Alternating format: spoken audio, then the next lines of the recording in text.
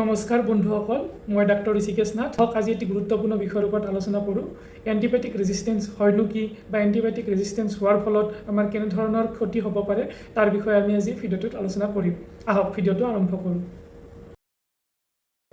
যোৱা কিছুদিন আগত এজন পেচেণ্ট মোৰ চিকিৎসালয়লৈ আহিছিল। তেখেতৰ সুপৰিখনৰ তলিত এডোখৰ ঘাঁ লাগিছিলে। আমি তেখেতৰ পৰীক্ষা নিৰীক্ষা কৰিলোঁ আৰু পৰীক্ষা নিৰীক্ষা কৰি আমি গম পালোঁ যে তেখেতৰ এণ্টিবায়'টিক ৰেজিষ্টেঞ্চ হৈছে। অৰ্থাৎ এণ্টিবায়'টিকে তেখেতৰ দেহত কোনো ধৰণৰ কাম আৰু কৰিব নোৱাৰে ভৱিষ্যতে। তাৰ ফলত তেখেত যথেষ্ট সমস্যাৰ সন্মুখীন হ'ল।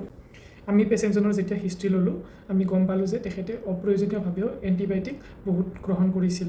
তেখেতে সামান্য জ্বৰ, কাহ বা চৰ্দি হ'লেও তেনেকুৱাকৈ এণ্টিবায়'টিক নিজে কোনো ডক্তৰৰ পৰামৰ্শ নোলোৱাকৈ ফাৰ্মাচীৰ পৰা কিনি লৈ আনে আৰু তেখেতে কোনো ড'জ ফ'ল' নকৰে। যিমান পৰিমাণৰ ঔষধ খাব লাগে বা যিমান দিনলৈকে খাব লাগে তেনেকৈ তেখেতে খোৱা নাছিল। যাৰ ফলত কি হ'ল, তেখেতৰ দেহত সেই এণ্টিবায়'টিকৰ বিৰুদ্ধে প্ৰতিৰোধ ক্ষমতাৰ সৃষ্টি হ'ল আৰু ফলত এণ্টিবায়'টিকে তেখেতৰ দেহত কাম নকৰা হৈ গ'ল।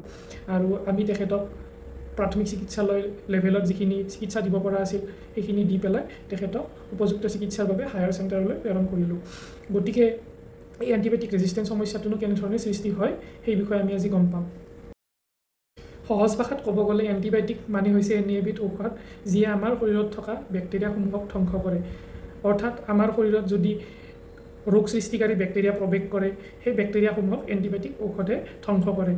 এণ্টিবায়'টিক ঔষধে আমাৰ দেহত প্ৰৱেশ কৰা সংক্ৰমণজনিত ৰোগসমূহ নিয়ন্ত্ৰণ কৰিব পাৰে। তদুপৰি এণ্টিবায়'টিকে আমাৰ শৰীৰৰ পৰা অন্য ৰোগী বা সুস্থ মানুহলৈ যাতে বেমাৰটো বিয়পি নাযায় সেইটো এণ্টিবায়'টিকে বাধা দিয়ে।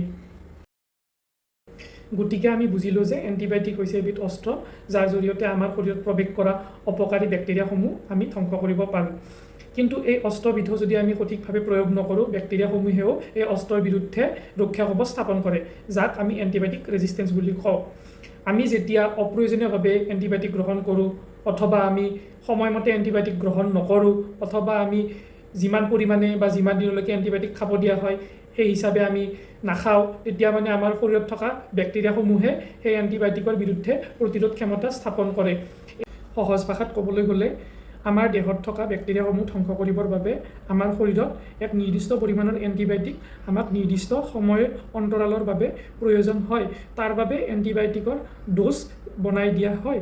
উদাহৰণস্বৰূপে এই এণ্টিবায়'টিক যিটোৰ নাম হৈছে চিফৰক্সিন এক্সেটিল 500, এই এণ্টিবায়'টিকটো সাধাৰণতে ইনফেকশ্যনৰ বাবে দিনত 2টাকৈ 5 দিনৰ বাবে দিয়া হয়। এই এণ্টিবায়'টিকটো যদি আমি দিনত এটাকৈ খাওঁ বা 5 দিন নাখাই 2 দিন খাওঁ, এই এণ্টিবায়'টিকে যিখিনি বেক্টেৰিয়াৰ বিৰুদ্ধে যুঁজ দিব লাগিছিল সেই বেক্টেৰিয়াক সম্পূৰ্ণৰূপে ধ্বংস কৰিব নোৱাৰে।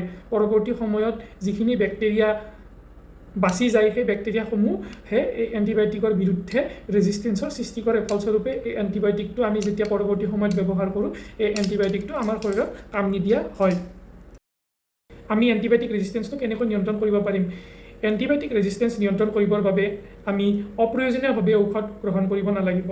চিকিৎসকৰ পৰামৰ্শ নোলোৱাকৈ আমি কোনো ধৰণৰ এণ্টিবায়'টিক ঔষধ গ্ৰহণ কৰিব নালাগিব। আমাৰ কিবা বেমাৰ হ'লে যি নিৰ্দিষ্ট পৰিমাণৰ ড'জ বা যি নিৰ্দিষ্ট পৰিমাণৰ ঔষধ আমাক যিমান দিনলৈকে খাব দিয়া হয় আমি সেইমতে ফ'ল' কৰি আমি ঔষধ গ্ৰহণ কৰিব লাগিব আৰু আমি নজনাজনক এণ্টিবায়'টিক ৰেজিষ্টেঞ্চৰ বিৰুদ্ধে সজাগ কৰিব লাগিব। আপোনালোকে নিশ্চয়কৈ গম পাব, যোৱা ক'ভিড মহামাৰীৰ সময়তো এণ্টিবায়'টিক ৰেজিষ্টেঞ্চে বহু ৰোগীৰ চিকিৎসা জটিল কৰি তুলিছিল। গতিকে সময় থাকোঁতে আমি সচেতন নহ'লে এণ্টিবায়'টিক ৰেজিষ্টেঞ্চেও এদিন মহামাৰীৰ ৰূপ ধাৰণ কৰিব।